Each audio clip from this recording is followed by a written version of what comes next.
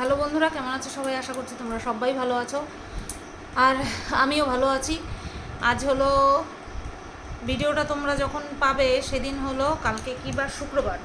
আজ হলো বৃহস্পতিবার। তোমরা ভাবছো সুতপা ব্লগিং চ্যানেলে কেন এখান থেকে এইভাবে বসে ভিডিও শুরু করছে? কারণ আমি কোনো রকম আজকে কোনো ভিডিও শ্যুট করিনি।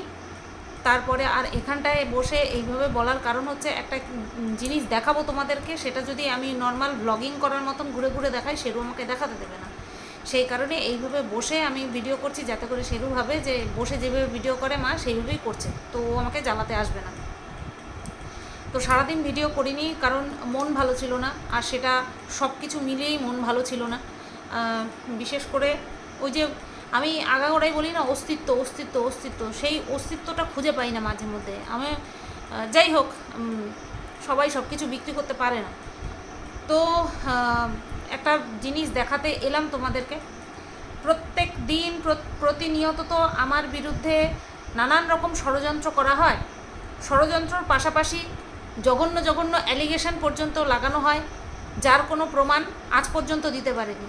ঠিক যেমন ওই যে দিল্লিতে গিয়ে আমি ঠিক কতজনের সাথে সহবাস করেছি ইল্লিগালভাবে বাচ্চা হওয়ানোর জন্য, তার প্রমাণ যেরকম কেউ দিতে পারেনি, কিন্তু দিনের পর দিন আমার চরিত্রটাকে নিলাম করেছে।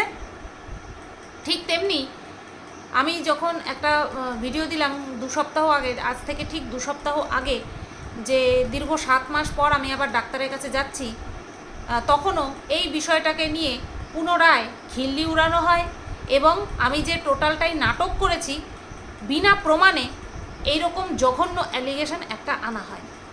এখন থেকে আর ভগবানের উপরে কিছু ছাড়বো না, কারণ ভগবান তেলা মাথাতেই তেল দেয়, ঠিক আছে? যার মাথা তেলে চপচপ করছে তার মাথাতেই তেল দেয়, ভগবানও বিক্রি হয়ে গেছে।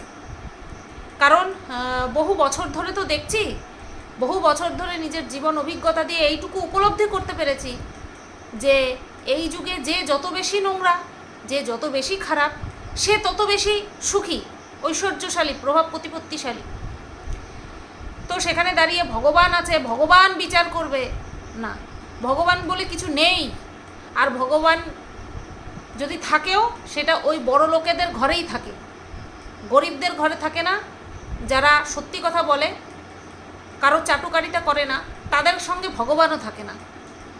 পাওয়ার হচ্ছে সবচেয়ে শেষ কথা। যেদিকে পাওয়ার থাকে সেদিকে মানুষ ছোটে। আমি পারি না, আমার শিক্ষা সেইভাবে হয়নি, সেই কারণের জন্য আমি এইভাবেই ধুঁকছি। এইভাবে ধুঁকতে ধুঁকতে কোন দিন শেষ হয়ে যাব, সেই দিন আর কারোর সবার জ্বালা মিটবে, সবার শান্তি হবে। তো যাই হোক, ব্লগিংয়ে এই সমস্ত কেন কথা বলছি, কারণ মানুষ তো আমি একটাই। আমার উপর দিয়ে কী হচ্ছে না হচ্ছে, আমার উপরে কত কী বলা হচ্ছে, আমাকে নিয়ে কত কী বলা হচ্ছে, সেটা তো একমাত্র আমি ফেস করি।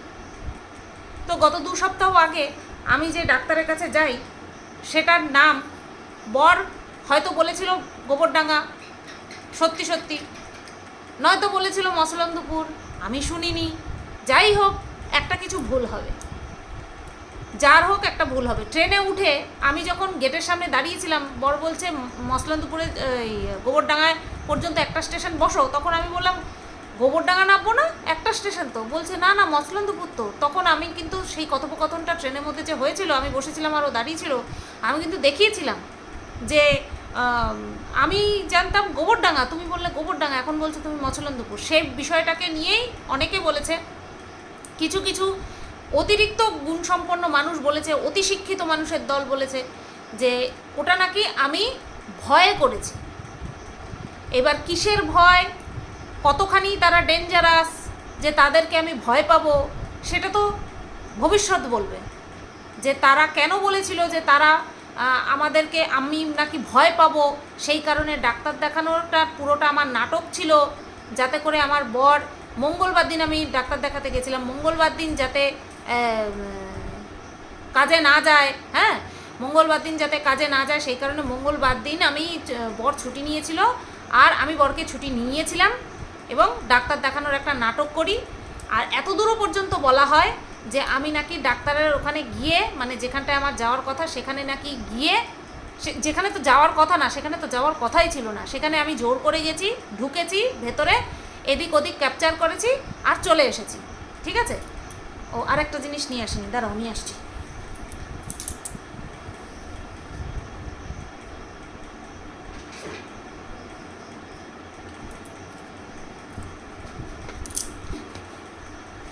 আরও একটা জিনিস নিয়ে আসছিলাম না, তো সেটাই নিয়ে আসলাম।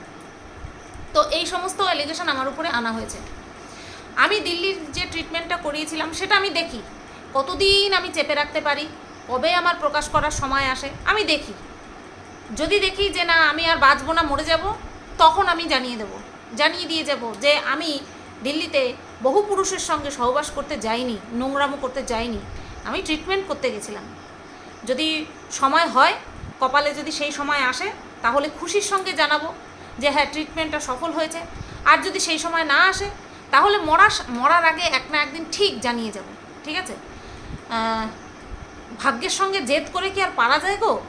কপালের সঙ্গে জেদ করে পারা যায় না। তো আমি করছি কপালের সঙ্গে জেদ, আমার ভাগ্যের সঙ্গে জেদ, আমার দুর্ভাগ্যের সঙ্গে জেদ, যে হবে তারপরে আমি জানাবো। আমার কোনো সুখবর আমি ভালোভাবে দিতে পারিনি, আজ পর্যন্ত দিতে পারিনি, ঠিক আছে? আর কোনো সুখবর আমার কাছে সুভাবে আসেও নি। হয়তো আমি এতটাই খারাপ, জন্মের আগে থেকেই পাপ করেছি, সেই কারণেই আমার সাথে এরকম হচ্ছে। তো আমি গেছিলাম কি না গেছিলাম ডাক্তারের কাছে, তার প্রমাণ তো আগামীকালের ব্লগে তোমরা পাবেই। তার আগে একটা ওষুধ দেখাই। এই যে এই ওষুধগুলো খালি হয়ে গেছে। এটা হচ্ছে ফলিকল ট্যাবলেট, নাম বলা যায় না, ওষুধের কোনো নাম বলতে নেই। প্রজেস্টেরন ক্যাপসুল, বুঝতে পারলে? তো এটা দিয়েছিল প্রত্যেক দিন রাত্রেবেলা খাওয়ার পরে একটা করে, প্রত্যেক দিন রাত্রেবেলা একটা করে খাওয়ার পরে। তো এটা আমার পিরিয়ডের গত মাসে যে পিরিয়ড হয়েছিল তার 16 দিন পর থেকে আমাকে এটা খেতে বলেছিল। আমি পিরিয়ড হওয়ার 10 দিনের দিন না 8 দিনের দিন, 8 দিনের দিন মনে হয় আমি ডাক্তার দেখাতে গেছিলাম, আমার সঠিক মনে নেই। 8 দিনের দিন মনে হয় আমি ডাক্তার দেখাতে গেছিলাম।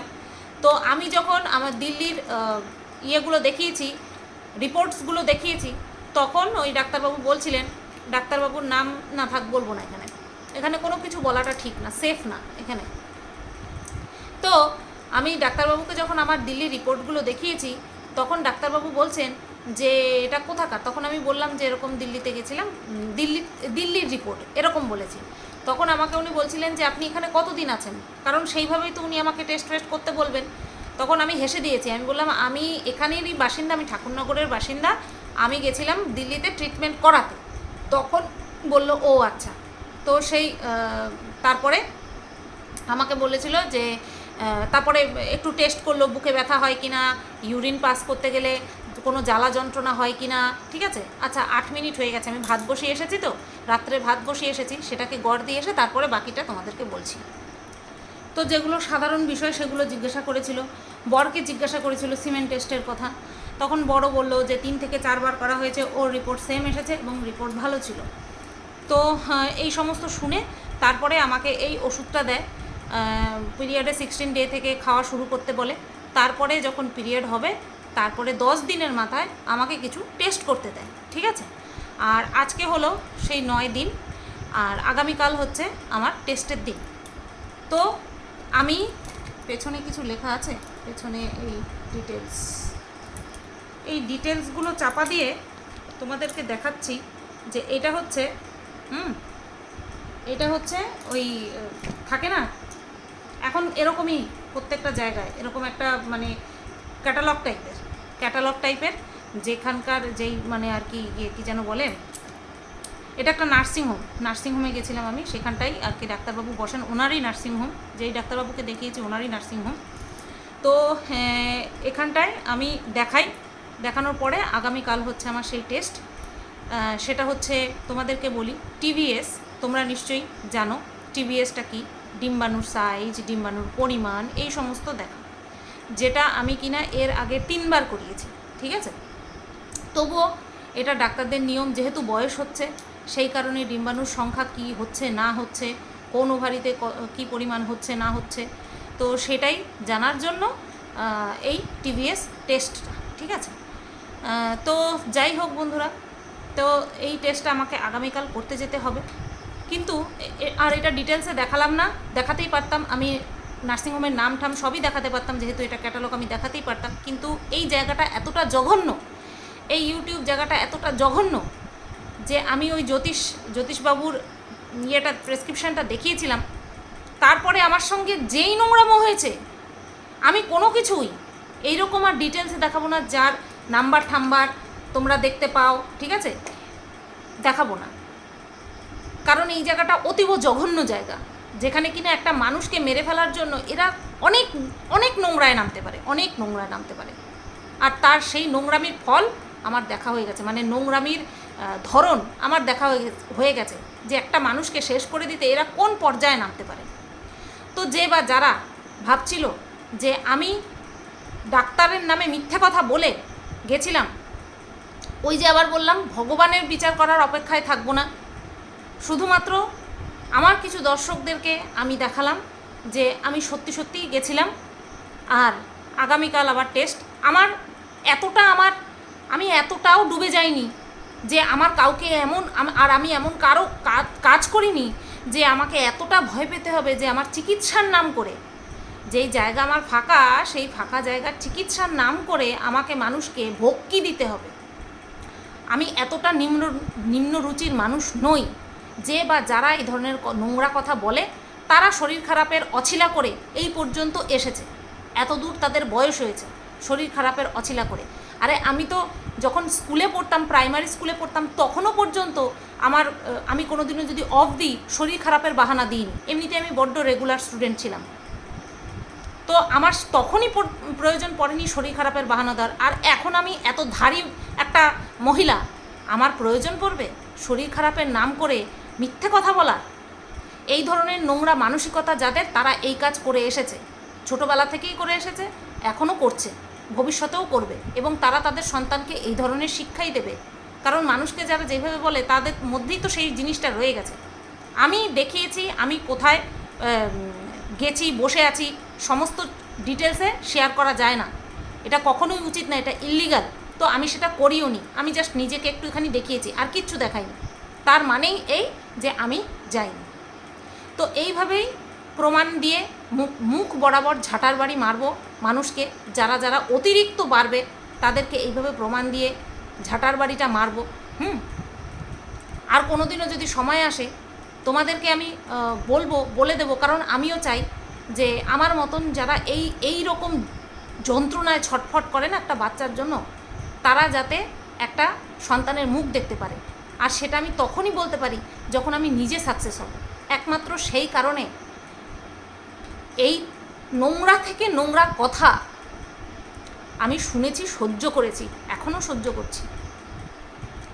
কেউ বলে এর সঙ্গে শুতে গেছি, কেউ বলে 12 জনের সঙ্গে শুতে গেছি, কেউ বলে বিদেশিদেরটা নিতে গেছি, বিদেশিদের স্পার্ম আমি ধারণ করতে গেছি, কেউ বলে পেটের ট্রিটমেন্ট করতে গেছি, কেউ বলে ঠ্যাং চড়িয়ে বড় বড় রড ঢুকিয়েছি। দাঁত চেপে শুধু সহ্য করে যাচ্ছি। যদি কপালে না থাকে সুখ, তাহলে মরার আগে বলে যাব, আর তাদের পাপ পুণ্য, বললাম না ভগবান বলে কিছু নেই, সুতরাং পাপও নেই পুণ্য নেই, যত পাপ শুধু আমার বেলায়। তো আগামীকাল যাব টেস্ট করতে।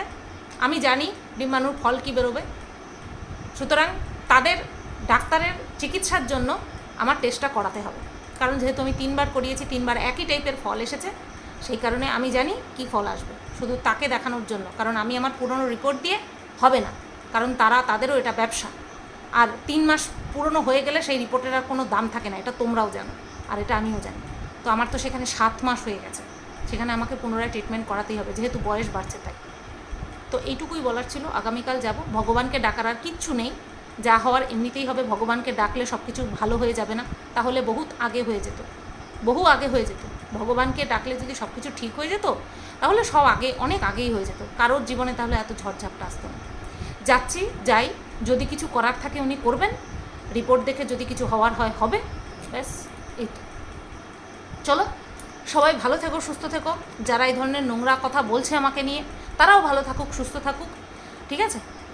চলো, টাটা। আজকের ভিডিওটা এই পর্যন্তই রাখলাম। আগামীকাল আশা করছি ভিডিও শ্যুট করব।